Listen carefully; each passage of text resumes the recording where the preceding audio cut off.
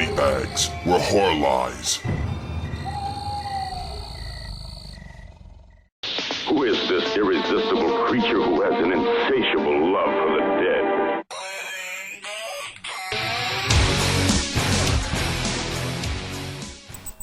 Hey guys, happy Thursday, this is your fright chick speaking. Okay, so this week I am doing 1987's Slumber Party Massacre 2. Okay, I literally just watched it and I was like, that's the one, I've got to do that this week. I don't have it on DVD, I'm probably not going to buy it either. Maybe if it was cheap, like £1 or something. So I'm a little bit confused because I watched Slumber Party Massacre a long time ago, and I remember it being quite a straight up slasher film, like, you know, just nothing jokey. Slumber Party Massacre 2 is like Texas Chainsaw Massacre 2. It is a full on fucking joke. I mean, I genuinely am very confused as this whole film has just blown my mind. So, we literally follow the younger sister from the first one. If you saw the first movie, there was a young girl and then it was all teenage girls. But we have the young girl in this who is now a teenager and her name is Courtney. And the film opens basically with her having these really bad nightmares still of the killer. Now, also, I do remember the killer from the first one being pretty bog standard. He had a thing for drills. He still has a thing for drills. This guy is like in a constant music video. This whole film is littered with rock music. Now, not even like that's a bad thing. That's a great thing. But a lot of it's kind of like 50s stuff, you know, kind of like a bit of Elvis type stuff. Not really 80s rock or anything like that. Although his choice of weapon is a humongous drill bit on top of a guitar. An electric guitar. He wears head to toe leathers and he literally talks in lyrics.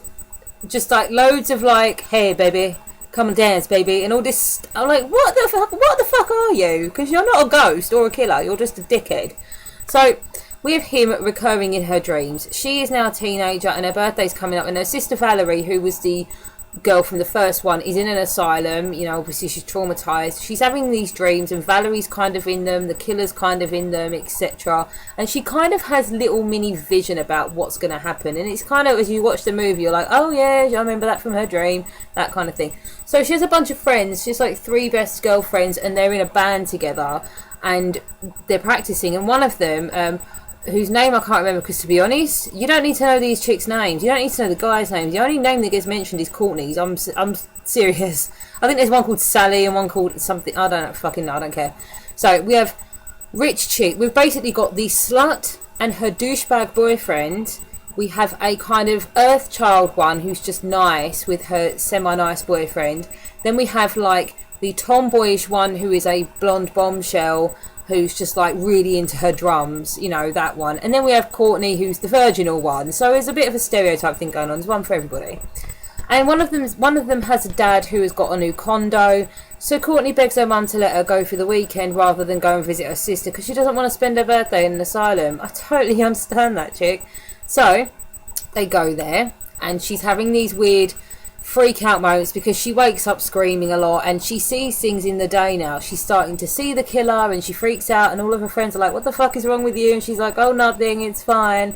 But it is just really funny because the guy, whenever he shows up, it's like cutting away to a stupid crappy music video and you're just like, was that meant to be scary or was that meant to tell us something? It didn't tell me fucking anything. So yeah, so they get to the condo and it's no boys allowed, but they're coming the next day. Courtney has a love interest in this. There's a really hot guy, hot as in hot in the 80s, probably not now, who's going to come up as well. And they spend their first night alone, but the boys do show up really early and they kind of bust them. And I don't know if this is where this stereotype came from, but there is a scene where the girls are getting drunk, half of them take their bras off and everything else, and then they're smacking each other with pillows and the feathers are flying. Is that whole chicks pillow fighting at slumber parties stereotype from this film? Because I don't know. Maybe it is. And if it isn't, then wow. Yeah. So they do that, the boys bust them, and then we have the rest of the movie where they're all together. Half of them are shagging, half of them aren't. Courtney's freaking out and going nuts. She starts seeing things happening to her friends and they're not really happening, but obviously she's trying to convince them that she did see them and she's not crazy. They call the cops out once and they don't believe them because she says she saw her friend die in front of her, but her friend's perfectly fine. So the cops don't believe them. They're like, stop taking drugs, you stupid children. Okay, stop messing around, man. Just lame. And then we have like the crux of the film, which is just fucking ridiculous. So they're mucking about, they're practicing with their band, we're watching them do stuff, pretty boring. But then the killer actually does turn up, because when Courtney and her boyfriend actually start getting down to stuff, and they actually use the term I've never gone all the way in this movie. I don't know what it is about that makes me cringe, but it does. So she says it and she sees the killer, and the killer fucking drills through this guy's back, and it was the only awesome bit in the whole film, but he drills this guy. I've been waiting like nearly an hour for something to happen, and finally a humongous drill goes through this dude's back and out of his chest. It was great.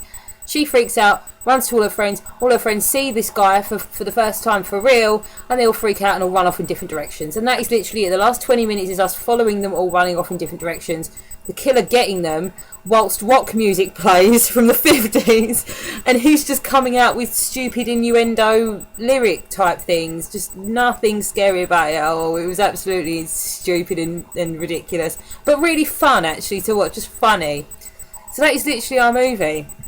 There is no real plot, okay? We meet Courtney, we find out that she's having nightmares, we meet her friends, we watch her and her friends do shit at the condo, the guys are trying to shag the girls are trying to practice for their band, and then Courtney keeps freaking out every now and again, and then finally, 20 minutes before the end, someone fucking dies, okay? This is a horror movie. Someone fucking dies finally, and then they all start dying, and he basically just goes after them and gets them, even though two of them ran off pretty quickly and have run so far away that he should never have been, if he was a real person, should never have been able to get them. He still just shows up like straight away. So clearly this is not a real man.